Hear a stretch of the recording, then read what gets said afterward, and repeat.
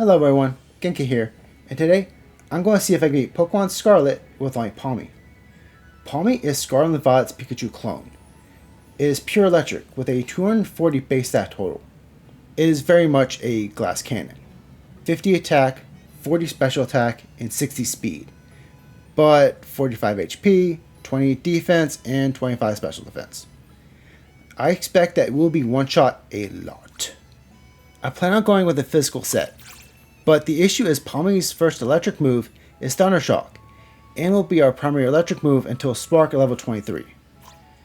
Nuzzle doesn't count. Bite and Dig are good coverage moves. Thunder Wave at 27 is weird since Nuzzle gives a guaranteed paralysis. Agility might help if our opponent outspeeds, but that means taking a hit. Lastly, Wall Charge will be our strongest electric move. It does come with recoil though. By TM, we get a little more type coverage with Metal Claw and Play Rough. Crunch could be a good upgrade for Bite if we need it. Agility and Charge are looking like our only stat boosting status moves, but we do get stat lowering moves like Charm and Aerial Impulse. Those might come in handy. Let's go over the rules. I can only use Pawmi in battle. Only held items outside of combat are allowed. And if you enjoyed the video, don't forget to like and subscribe. Let's begin. We caught a Pawmi in the catching tutorial area, and named him Pawmi, after my Palma and my casual playthrough. He's docile in nature, so neutral stat gains. His ability is Natural Cure, so status moves get healed when Pawmi gets switched out. That won't help us at all this run.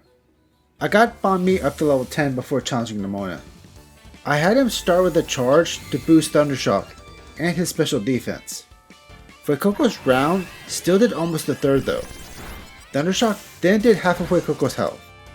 Charge only boosts the following move, so Pawmi's next Thunder Shock would not take out Coco. So I had him use a second charge, before a second Thunder Shock. However, then Coco survived the hit, meaning we were facing Nora's Pawmi in red health. Pawmi immediately went down. At level 13, we now had Nuzzle, allowing us to paralyze Coco. Our charge boosted Thunder Shock now took Coco straight to red health. Coco for some reason decided to spam Leer, so we were now facing Nemona's Pawmi in green health. Pawmi resists Thunder Shock, so I had Pawmi use Quick Attack, which did a third. Thanks to Pawmi's special defense boost, he took barely any damage from Pawmi's Thunder Shocks, allowing us to easily take out Nemona's Pawmi. We can now enter Mezagoza, where I bought the Power Bracer to boost Pawmi's attack EV gain and started grinding. Outside of the east exit, there's an area covered in Shinx and Makuhitas, who give attack EVs. We did this until Pawmi was at level 15. We then tried our hands at the Bug Gym. While grinding, we picked up the TM from Metal Claw, so we had a stronger physical move than Quick Attack. Metal Claw was a 4 KO on Nimble. However, Nimble Struggle Bug was a 4 KO on Pawmi. Pawmi was thankfully holding an Orange Berry. This left us at below half for K's Tarantula, who finished off Pawmi with a single Bug Bite. We did some raids to increase Pawmi's level, but we didn't see any success until level 20. Nimble was a 2 KO now. Also, we got the 10% attack boost. If we needed to boost Pawmi's attack, this was our only way. Against Tarantula, we went for Bite, which took us straight to red health, and thankfully got the flinch.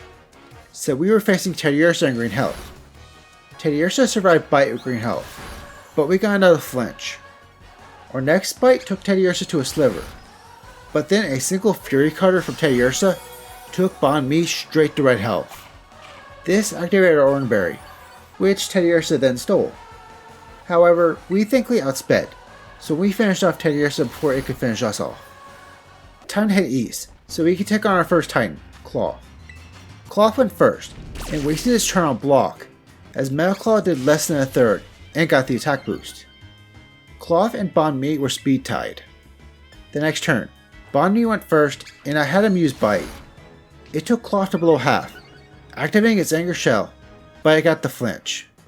Claw, however, then outsped the next turn, taking Pawmi the half health of Rock Smash, but one more Metal Claw was all we needed to end Claw's phase 1. For phase 2, Claw went first and went straight for Rock Tomb, taking Pawmi straight to a quarter, lowering his speed. This activated our Orange Berry. Metal Claw then did maybe like 10%, but then Shelter went for Leer. Cloth went for a second Rock Tomb, but it missed, as Metal Claw now did sizable damage. Shelter then went for a second Leer, as Cloth now aimed its Rock Tomb at it, doing a third. Metal Claw took Cloth all the way to below a quarter, activating its Anchor Shell. Shelter went for its rare, and before the DLC, possibly illegal, Life Dew.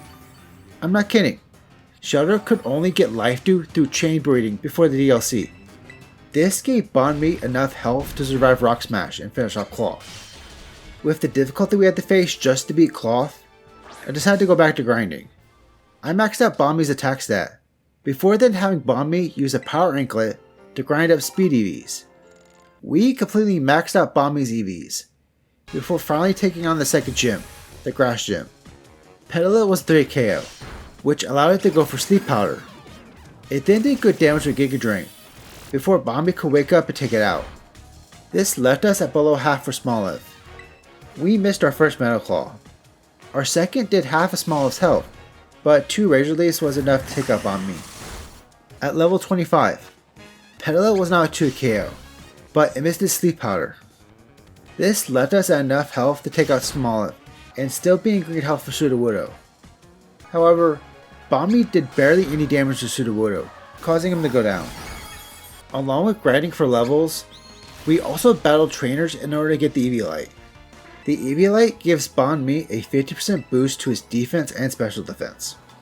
At level 30, Petalil and Smoliv were still both 2 KOs.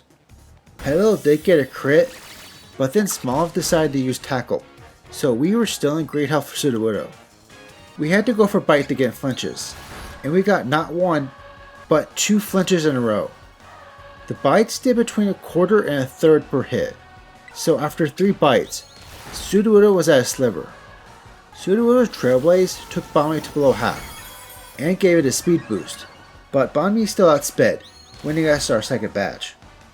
With that challenge behind us, let's do something easy. How about our second Titan, Bombardier? We now had Spark, and a reason to terrestrialize. This made Bombardier a one-shot on both its Phase 1 and Phase 2. With it close by, I decided to try out the Team Star Dark Base. Pawniard barely survived Spark, so Pawmi took a little damage from Fury Cutter. Giacomo's Starmobile has Intimidate, so Pawmi's attack was down. The Starmobile also outsped.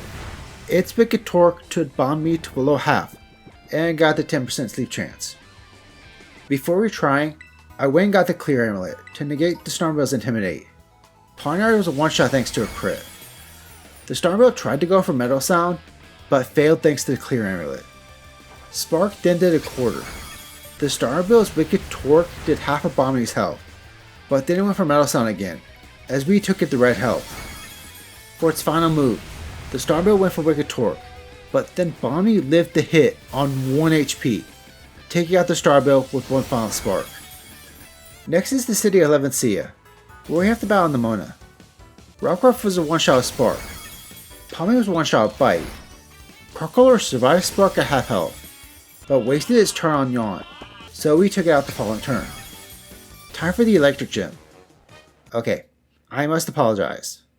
I don't know what happened, but this battle and the next one turned into slideshows.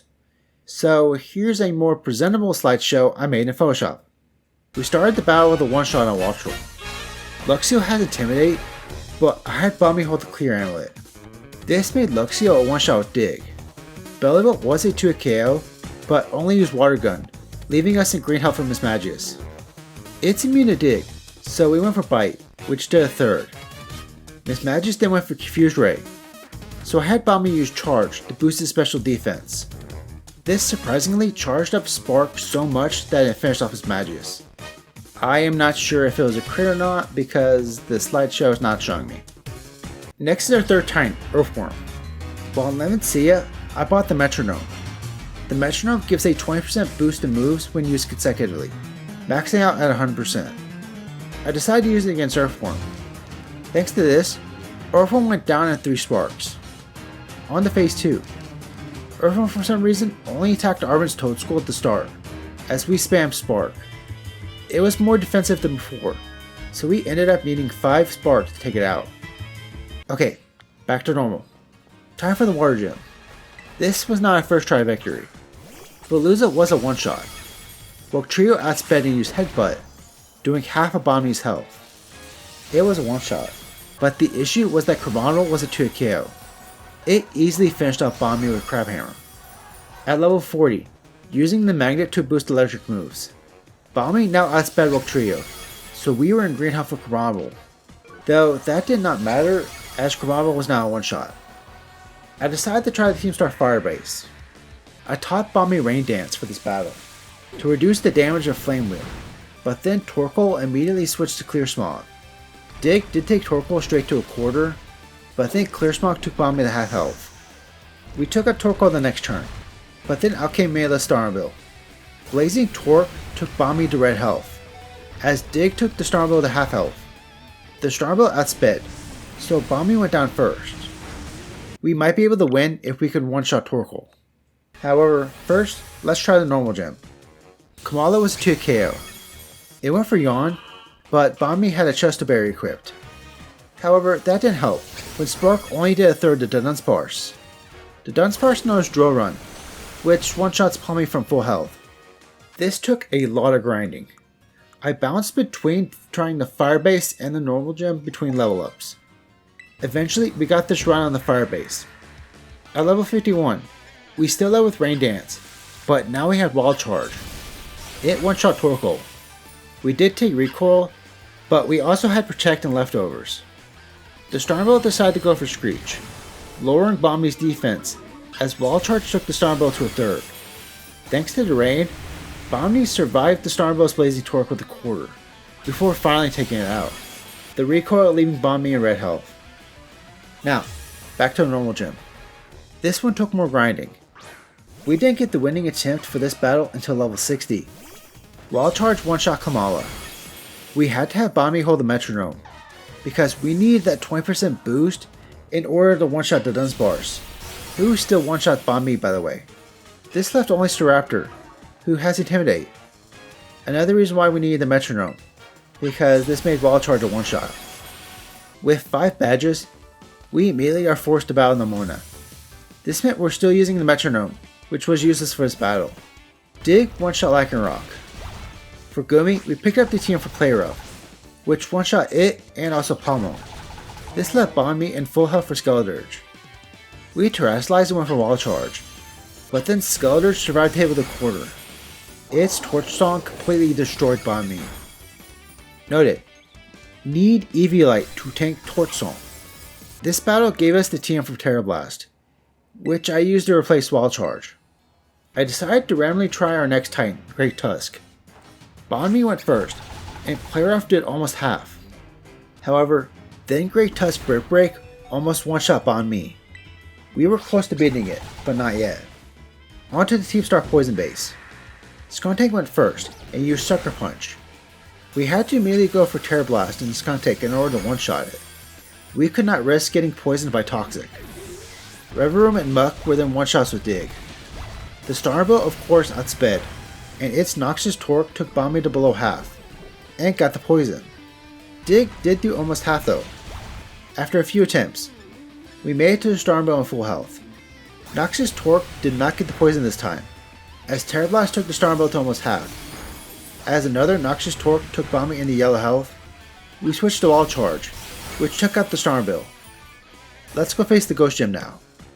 I had Pawmi holding the Eviolite, but Banette's Sucker Punch was still doing a lot of damage. Also, Mimikyu's constant slashes just tore through Pawmi's health bar. We just did not have the defensive stats to battle 2v1. To win, I had to teach Pawmi Charm. This made Banette's priority moves do less damage. In fact, it made Banette switch to its special move, Icy Wind. The speed drop from Icy Wind was not a bother, because Terrestrializing gave Pawmi an Omni boost.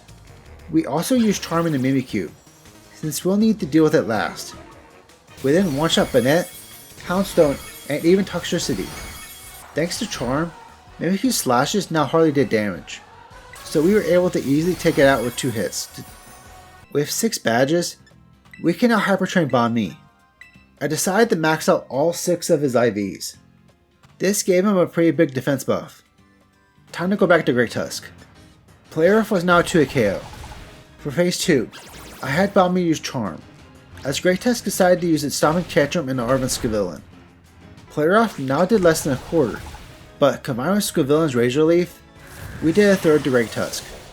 Great Tusk went for Break into Pawmi, but it still left him in green health, as Pawmi and Scavillain took Great Tusk into the red.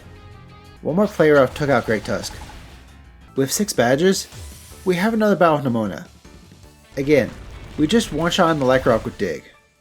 Sliggoo was still a one-shot Player F. We missed the Player F against Palmont, so we took some damage from Spark before taking it out.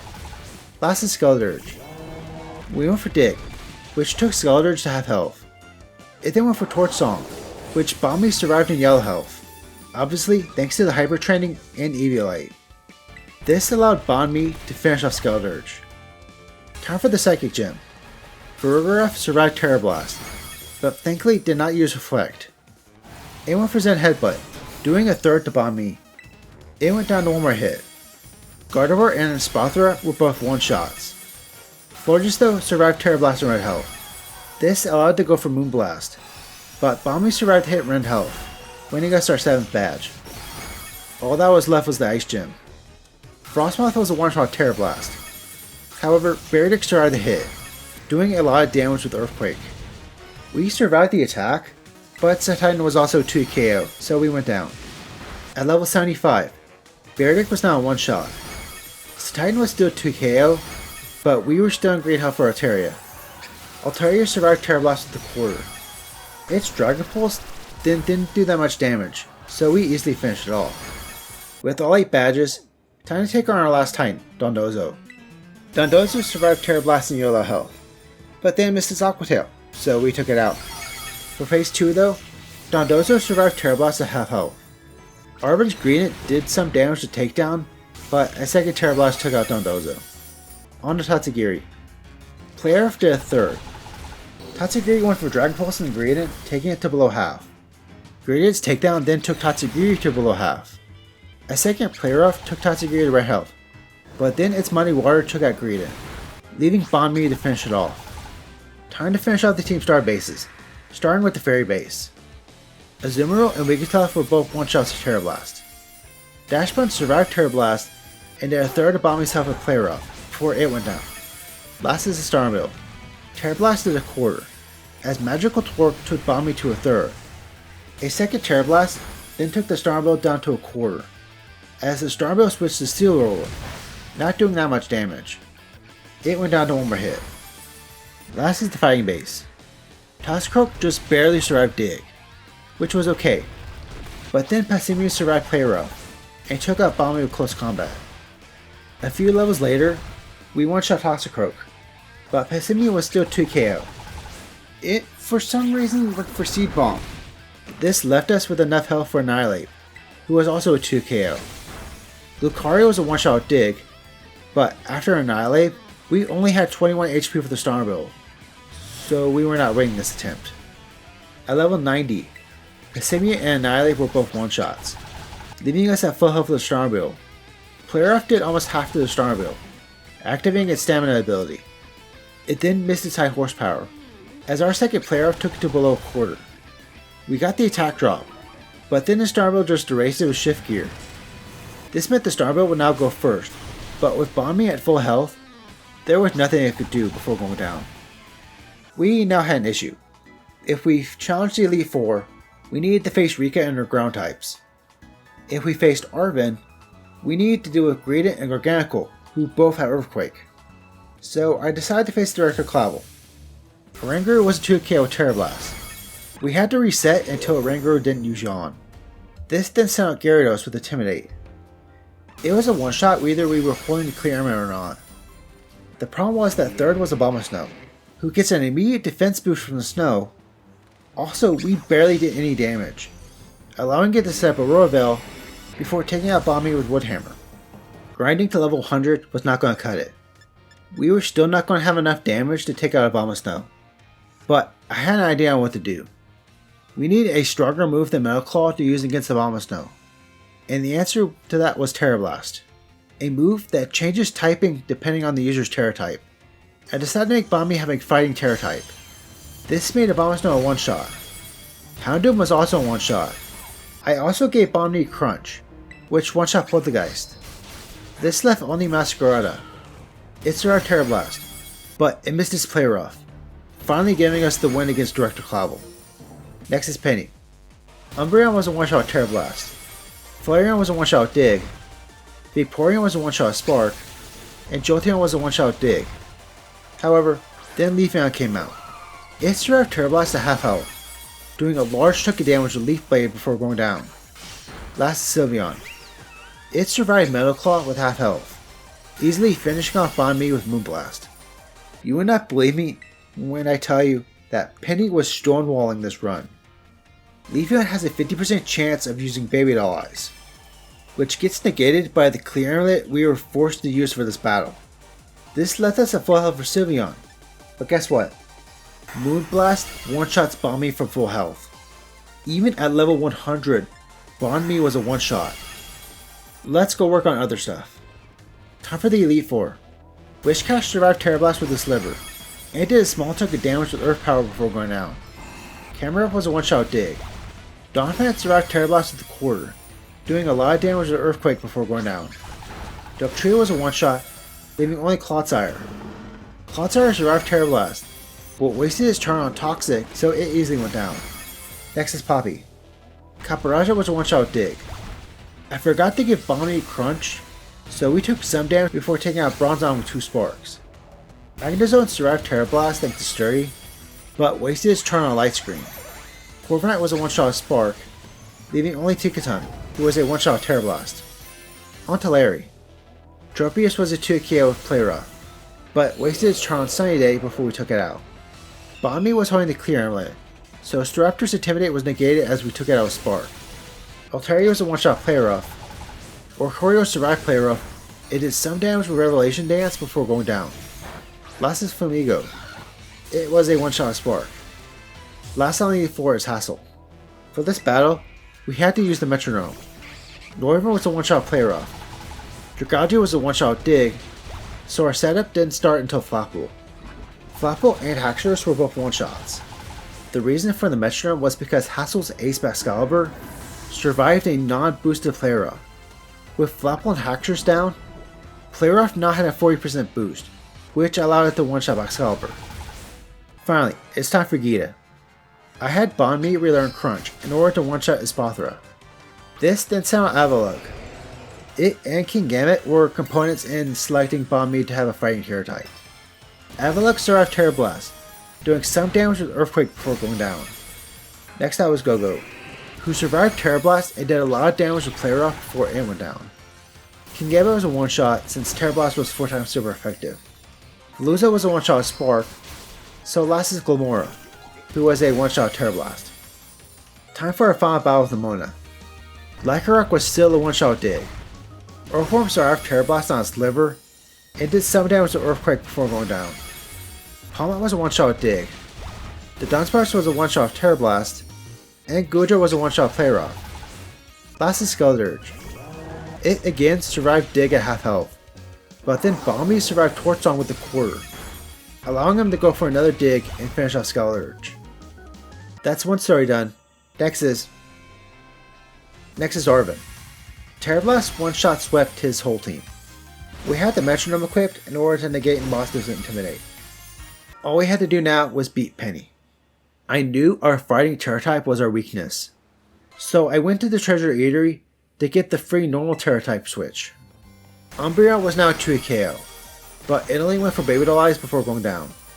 Flareon, Vaporeon, and Jolteon were still one-shots. We also needed to get Leafeon to use Baby Doll Eyes in order to face Sylveon in full health. The reason being because despite being neutral, Moonblast still left Pawmi in red health. Either way, we finally did it. We beat Penny. We can now head down to Area 0, where we have to face Aosada. Slithering was a one-shot Play Rough. Brute Bonnet was a 2KO Play Rough. However, it always took Pawmi to red health, thanks to it knowing Sucker Punch. Next out came Sandy Shocks, who just barely survived Dig on the Sliver, causing Pawmi to go down. The key to victory was to terrestrialize against Slitherwing. This sent out Screamtail second. Its Drain Punch was a 4K on Pawmi, so it was a great target to use Metal Claw on. We needed that attack boost in order to get past Root Bonnet. However, if we took out Screamtail without getting an attack buff, I reset the fight. We needed it. When we got the attack buff, Root Bonnet was a one-shot Play Rough. Fluttermane was a one-shot Metal Claw. Sandy Shocks was a one-shot Dig, leaving only Roaring Moon. I cannot tell you how hard my heart sank when, on our first attempt at Roaring Moon, Pawmi missed his Play Rough, resulting in us losing the battle. It took us a whole nother hour to get back to Roaring Moon and finally land a Play Rough. We beat Pokemon Scarlet with only Pawmi. Man, that was rough. I hope y'all enjoyed it. If you did, maybe consider liking the video and subscribing to the channel. For my next video, it's time for another non-Pokemon challenge. This time, we're visiting the land of Skyrim.